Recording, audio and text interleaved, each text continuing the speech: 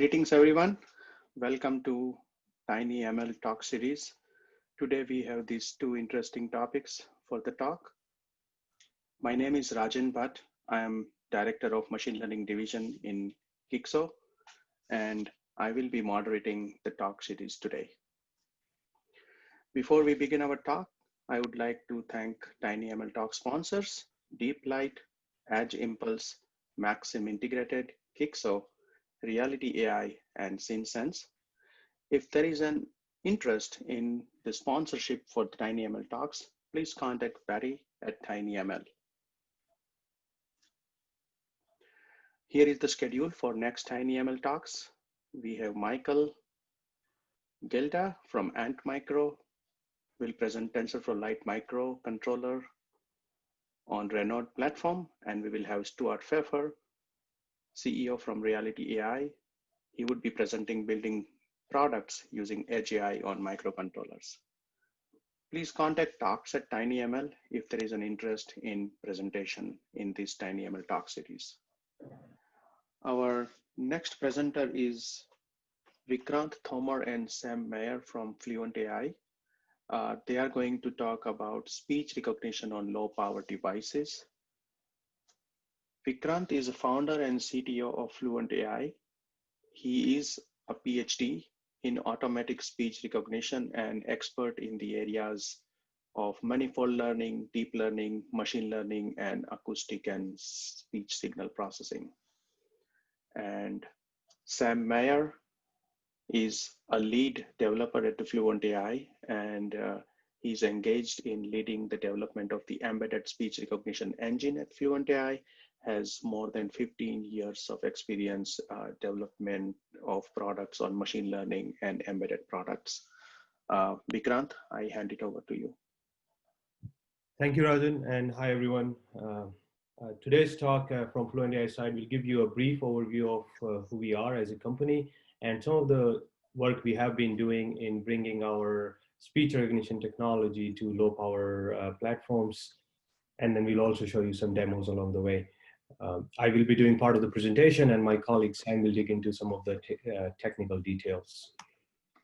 So about Fluent.ai, we as a company started in 2015 with a different vision to solve speech recognition. Our objective is to really bring speech recognition and understanding to on the edge devices that are not connected to the internet all the time, such as Google Home or Amazon Alexa. So your privacy is protected. All the processing is happening on the device. So naturally, one of the key problems to solve in this is how do we miniaturize these large speech recognition models, typically deep neural networks these days. How do we run them efficiently on very, very low power devices, and what kind of use cases are possible? As a company, we are about 25 people strong. That consists of a number of scientists, engineers, as well as sales staff and managers. And we have customers around the world, because one of the key things, and as you learn in our technical differentiation, is that we are able to do speech recognition in multiple languages, not just one language at a time. Right. So what is the main fundamental difference between us and other people? So if you look at all these conventional speech recognition or language understanding solutions, they're typically a two-step process. The first step is speech to text, also known as automatic speech recognition or ASR.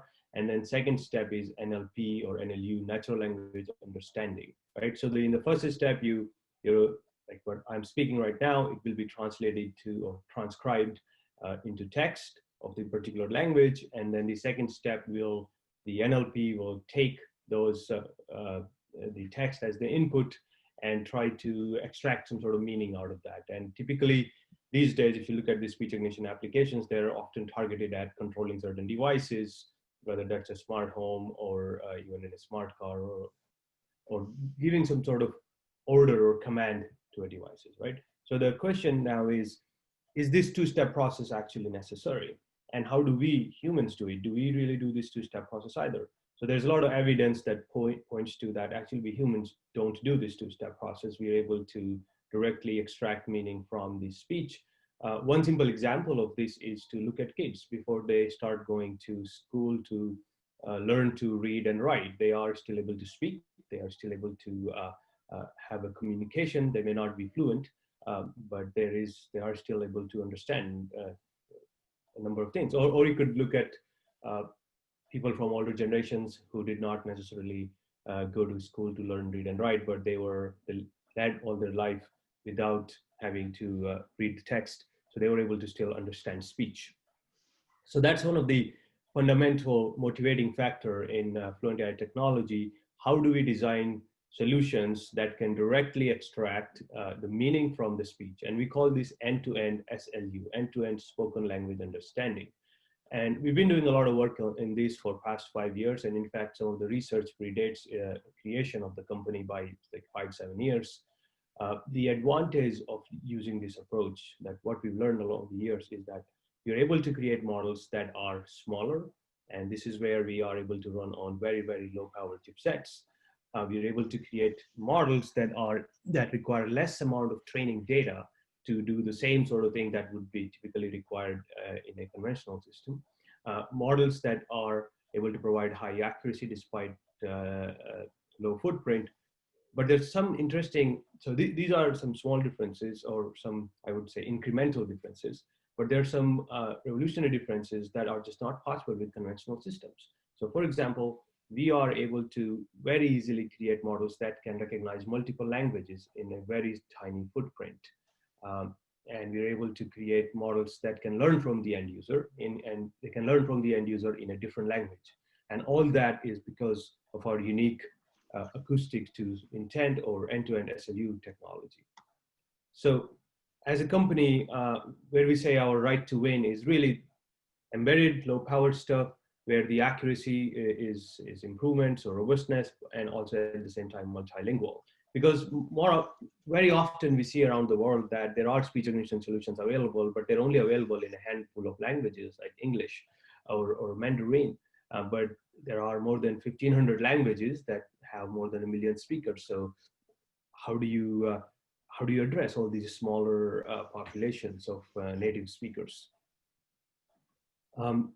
So that's sort of has been the mission of Fluent.ai. And what we have done so far is 2 lines of products. The first one is a Wakeboard product, which is very, very low power.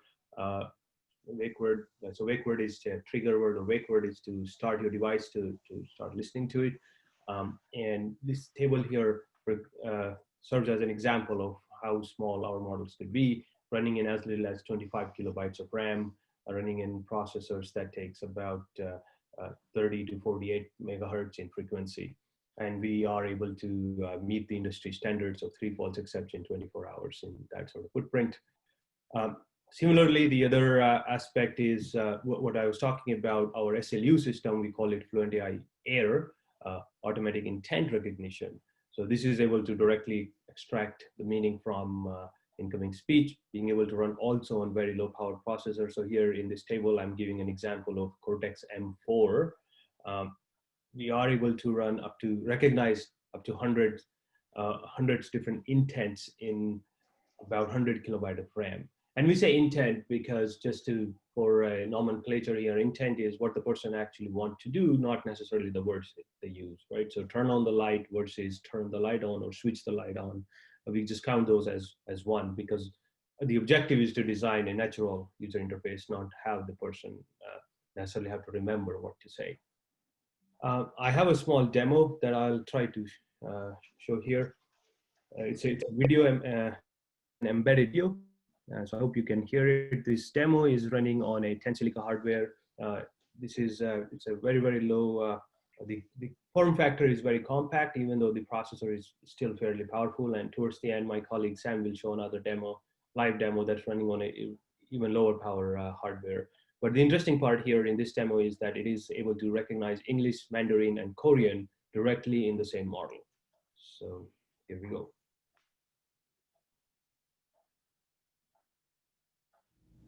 Computer, hello. Just a sec. Now change screen red in Mandarin. Alexa, 把屏幕改成红色. Now make screen blue in Korean.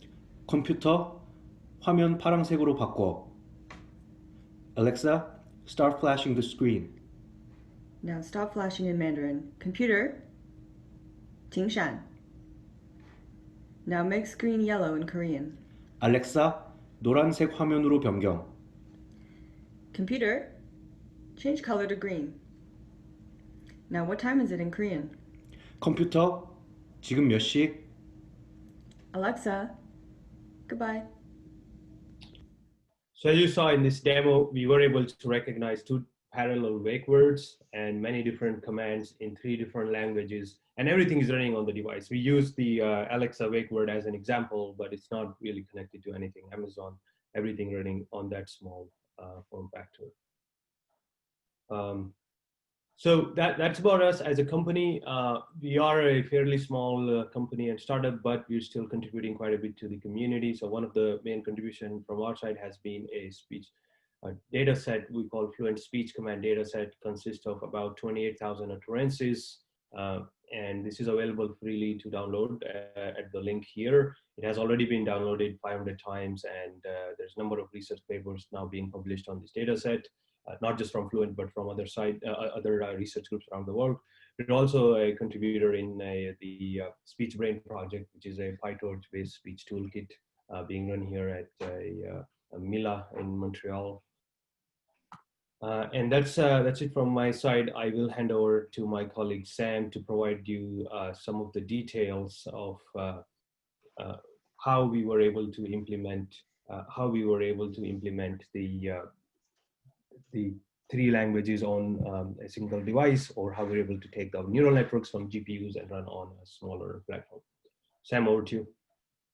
Okay, thanks, Vikrant. So yeah, as Vikrant said, I'm going to talk about how we actually take these and run it on low power devices where you have constrained resources. So the way so the system works, just as a general overview. So we receive audio as input. We do some feature extraction on this audio signal, and then we have two neural networks. We have a wake phrase network and an intent network. So if you say something like, computer lights on, then you have a network. The first network is always listening for the wake phrase, which in this case would be computer. When it detects the wake phrase, then it starts sending the audio, the features, to this intent neural network, which detects what action the user wants you to take. So in this case would be to turn on the lights. And the next slide. So there's I guess a few. So the components I want to talk about today is first of all, we need to compress the model down so it can fit on the device, and then we have since we're dealing with streaming audio, so there's some unique challenges in dealing with streaming audio. So we created what we call our Microcore, which is a library that's running on the device, and then we need to be able to take this model that's trained. We train it on GPUs with there's different machine learning frameworks. We use Pytorch. We use a different framework as well, and take these models trained with Pytorch and be able to run it on the device with streaming real-time audio.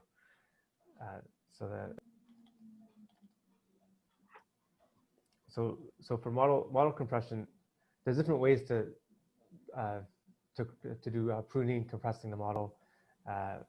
So first of all, we want to reduce the size of the model. So you can remove layers, you can remove different convolutional filters, or remove individual weights in the model.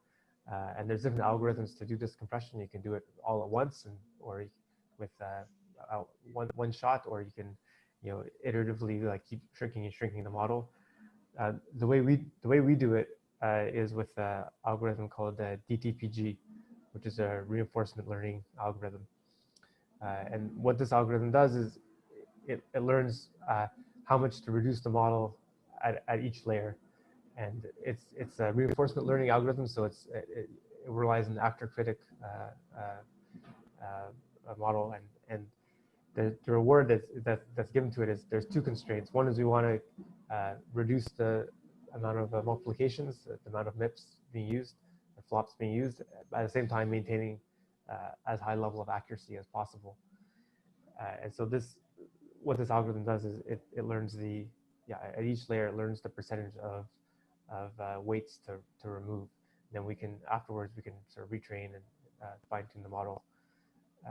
In the next slide, we have it shows the this is an example for how it runs on our Wakeboard model, where we reduce the flops here from 14.6 million per second to 9 million per second, while at the same time maintaining like close to the same accuracy.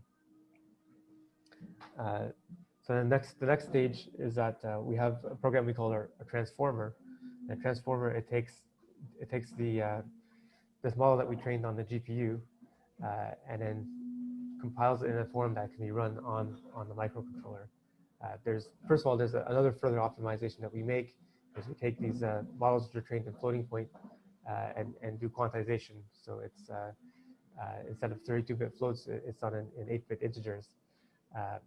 Then we have to take so we take this model and we generate basically a C++ code schema, which contains a description of the architecture as well as all the weights in the model, and also it has include statements to only include those operations from our library that are required to run this model. So this keeps the code size as small as possible. And then at the end, we take the schema and compile it along with our library. So we have a optimal code size.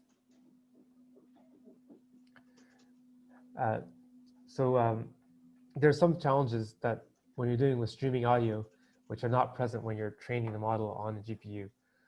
So for example, when you're training on GPU, you typically, in your batch, you have examples which are of, you have the entire utterance all at once, and it's a finite length, like say, I know that, for example, 2 or 3 seconds long. Whereas when you're actually doing inference on the device, you're receiving this audio kind of 1 frame at a time. It's streaming, and also you don't have a definitive start and end point of the utterance. You're continuously listening. It's just sort of an infinite stream of audio. The existing libraries, typically they deal with this by having a neural network with a certain context length, like say a 1 second or 2 second context, and just repeatedly applying this neural network at fixed intervals, like every say half a second. But the problem with this is that it results in a lot of redundant calculations. The other thing is that when you're training on a GPU, you're not thinking about latency, but when you're running on the device, latency is important. When the user speaks a command, you want the system to respond as fast as possible. You don't want to have a big delay, because that results in a worse user experience. And also when you're running on a GPU, you have gigabytes of memory, so you can store the activations for the entire network. But when you on a small microcontroller where you have kilobytes of memory, you may not be able to store the activations for the entire network. So the algorithms which are optimal for a GPU may not be the same optimal for dealing with streaming audio.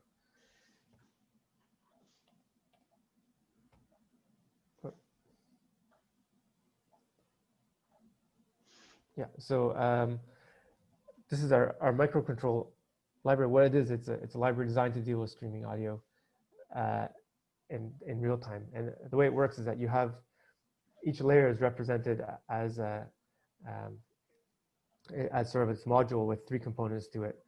One is the weights for the layer, and these weights are they're stored in read-only data, and typically like this gets stored in flash memory on the device.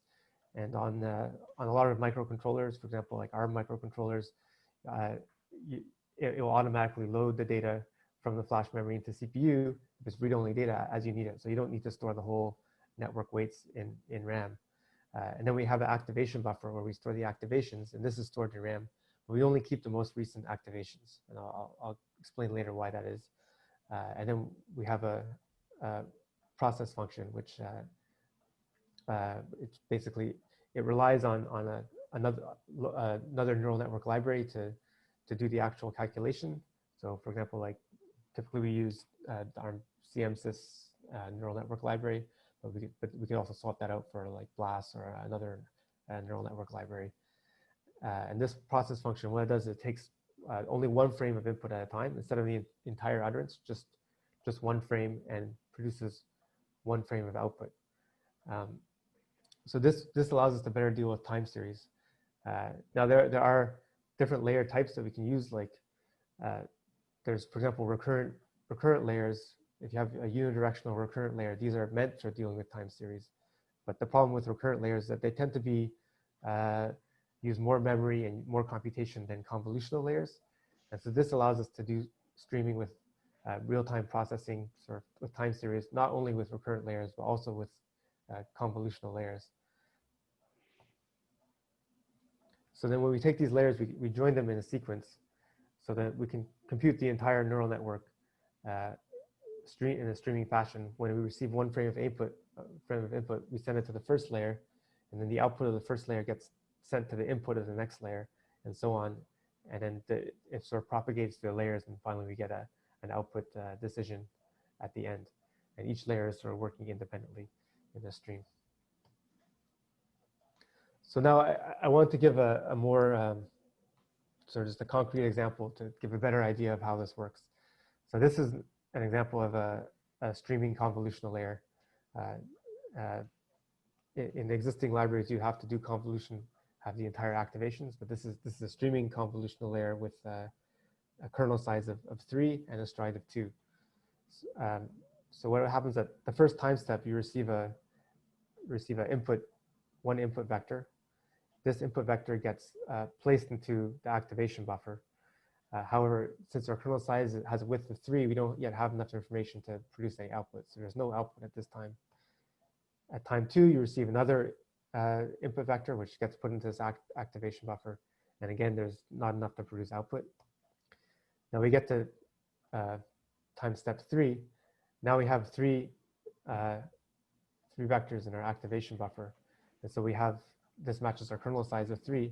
So now we can, the process function can call the underlying CMSys library to produce one output vector. And at the same time, then it'll shift the activation buffer over by 2 frames because we have a stride of 2. And then at the next time step, then you receive another vector and it gets put into activation buffer. And the cycle continues. But the key point here is that in your activation buffer, we don't need to store the activations for the entire utterance, just only 3 because this is our kernel size. So we only need to store the previous activations, which is the same size as our, same width as our kernel. Because we don't need to store the entire activations, we have much lower memory requirements. We can run with less memory, and because we're processing as the input is coming in. So as the user is speaking, we're processing what they're saying. This results in lower latency because we don't need to wait till the user finishes speaking to start doing the processing. And also because this method doesn't require sort of calculating the whole network, over and over again. And so this reduces redundant calculations and results in lower CPU usage. So here we did a benchmark of using our streaming microcore versus TensorFlow Lite for microcontrollers. We evaluate, so because the TensorFlow Lite for microcontrollers library, you have to sort of apply this neural network at fixed intervals. We did it at 2 different intervals. So in orange, you see applying every 80 milliseconds. Our streaming microcore gives output every 80 milliseconds. So in orange, you see this is matching the same frequency as our models giving output. And then in gray, we applied the TensorFlow Lite microcontroller neural network every 400 milliseconds, which this has a disadvantage of increasing the latency, and also might have lower accuracy in this case because you're not calculating at every time step. So you can see on the left-hand side, this is the tensor RAM. This is the amount of RAM needed to store the activation buffers, and TensorFlow Lite Micro needs it uses 10 times as much memory for the same model. This is our Wakeboard model. It's like kind of a convolutional model, quantized to 8 bits. But we used 1/10 of the memory. And if you look at MIPS, this is the sort of millions of instructions per second, we can run at 48 megahertz, whereas even when you're doing an interval of every 400 milliseconds for TensorFlow Lite Micro, it requires 3 times as much MIPS. The result is that we're able to run larger models on smaller devices. We have reduced model, so we reduced the model size, we're reducing the memory load operations, and it's more efficient usage of the CPU. We have a smaller code size because we do sort of conditional compilation and only importing the code that we need, smaller memory footprint, and lower latency. So this allows us to have run on cheaper devices, but still have very effective models. And if I have time, I guess I can do a live demo. So let me just set this up here. So this here is a Cortex M4 processor.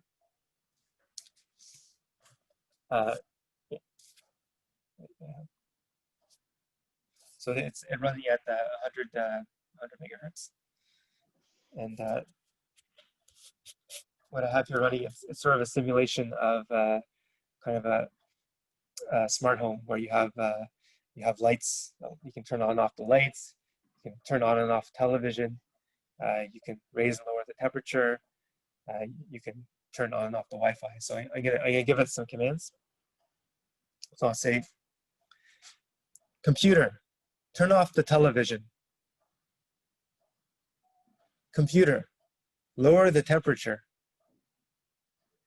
Now this demo, it's not only works in English, but also in Korean. So I don't speak Korean, but I'm gonna try to give it some commands in Korean right now. So I'll say, what I'm gonna do is I'm gonna tell it to turn the Wi-Fi on. So I'll say, computer, Wi-Fi 켜줘. Then I can turn the lights off. See? Computer, 전등 닫아줘. Okay, that's. So yes, I guess that's the presentation. If we have, I guess any questions, and we can go on to that. Thank you.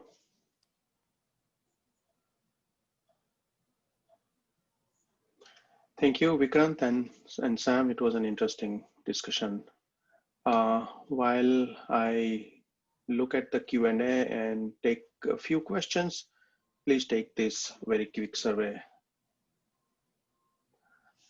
I see one question here is basically says that, is there a capability to collect the data for our own wakeboards? Yeah, so we have part of the infrastructure that Fluent.ai has put in place is our own data collection platform. So we are able to go out and get data for a particular wakeboard. So for a custom wakeboard, let's say our customer wants something high X in any language, we're able to go and collect the data if we need to. Mm-hmm. Okay. There's some questions about the feature stack. So there was a slide where you have shown, some features were extracted from the audio data, the speech signals, and then they were fed into the first neural network, and then they were fed into the second neural network. So those features, they are simply the spectrogram, MFCC features, which are generally used for speech. What kind of features they are? Yeah, it's similar to MFCC. They're log-mil feature bank, log-mil filter bank features. So we have use 40 log-mil features plus an energy feature, and we do so with I think it's a window size of about 512 samples running every 10 milliseconds. This is and the audio is coming at a rate of 16 kilohertz. There is one interesting question, and I see that you have already answered that question in a way. Which the question is, how will it perform for a non-native speaker of a language? I saw in the end you are a non-Korean speaker, right? And you were Yeah. giving you were giving commands in the Korean. So yeah, in a way, I see that it was performing very reasonably well. So you have already answered this question. Okay. Is there a relation between the number of languages which you can support versus the size, the model size? Yeah, Like if you can, yeah. the relation is more between overall the size of the vocabulary or the size of the use case that we want to do and the model size. Just by nature, how our end-to-end SLU engine works, it doesn't really matter in most cases. It doesn't matter whether it's just English or English plus Korean. We are obviously able to take advantage of overlap between different commands. Let's say you have, it's a simple example, turn on the light in the living room versus turn on the radio, then we know that there's a repeatability of turn on. So our models are able to take advantage of that. But the impact on size really comes from having, let's say, 500 different intents versus 100 intents. And it doesn't matter whether those 500 are divided over 2 languages or 1 language, or 3 languages for that matter. Okay. Okay. So currently, how many languages are supported, Vikrant? In terms of work we have done, we've done, I think, work with different partners around the world in about 15 different languages. The technology itself supports any language, really. Like we've, to give you examples of some of the languages, we showed you Korean, Mandarin, English. We've done some work in Hindi. We've done work in Greek, German, Austrian, German, Hungarian. So really, like we can support any language. There might be sometimes challenge in requiring data for a particular language, but we've done work in our 15. Okay, okay. And another interesting question is, do you use a single microphone or is there a microphone array? So you know, for this demo that I showed, it was with a single microphone, but we're working on basically using a microphone array and having a sort of front end, and having this front end be able to you know, give better accuracy to the model. It really depends on the use case, right? So as Sam said, the demo's single microphone, but if your application is far field requiring, let's say, 2 to 3 or 5 meter distance between the speaker and the microphone, we recommend to use a microphone array. We have partnered with a number of different companies for microphone array. Our key partner is DSP Concepts. Use their front-end signal processing algorithm for dereverberation, echo cancellation, denoising, informing.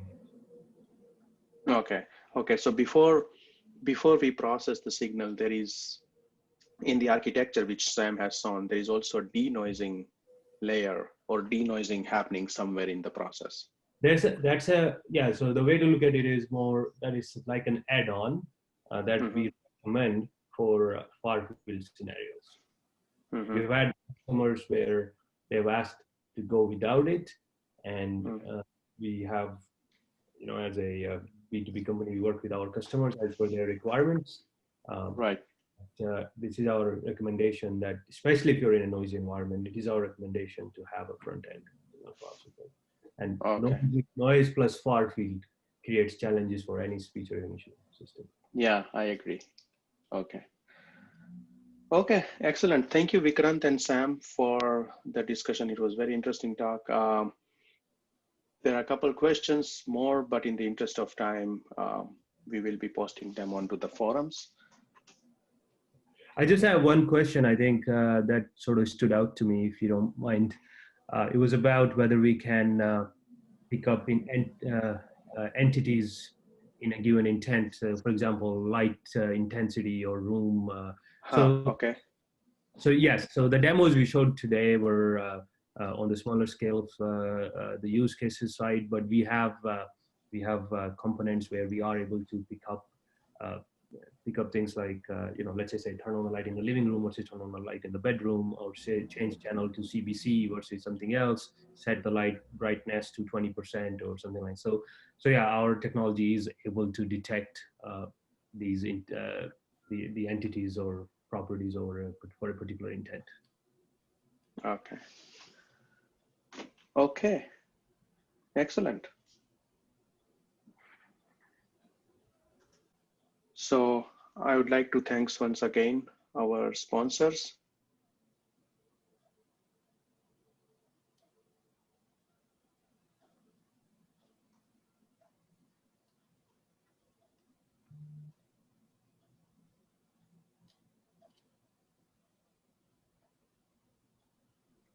And again, as a reminder, this is the schedule for our next tinyML talks. We have Michael Gilda from Ant Micro and Stuart Pfeffer from Real.ai presenting different topics related to tinyML. And for any interest in presenting in tinyML talk series, please send an email to talks@tinyml.